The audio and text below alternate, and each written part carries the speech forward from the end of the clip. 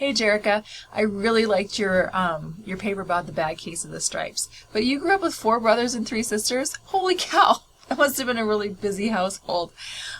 Your poor mother. I'm just kidding. So I appreciate this book because it can fit to so many different levels of readers, and it also has such a great message behind it. Of course, we're not going to change colors just because somebody tells us to, but it's the idea of following the crowd and not being true to ourselves. Sometimes I had students, when we're talking about being true to yourself, they're like, I don't even know who I am.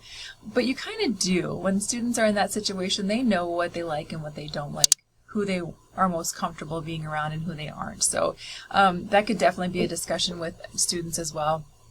This book I think would be appropriate from like kindergarten up through 4th or 5th grade, depending on when they're not cool to read stories like this anymore. But the message is universal, and it kind of goes through all ages. So I appreciate you picking that out.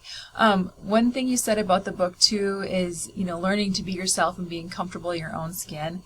Oh my goodness, and that's such a hard lesson to teach kids because they don't really believe in themselves yet, and we still are a lot of peer pressure, and heck, we still know like people that are 40 and are still not comfortable in their own skin. So it's a great lesson to learn. It's a hard one to teach, but it's a good one to learn.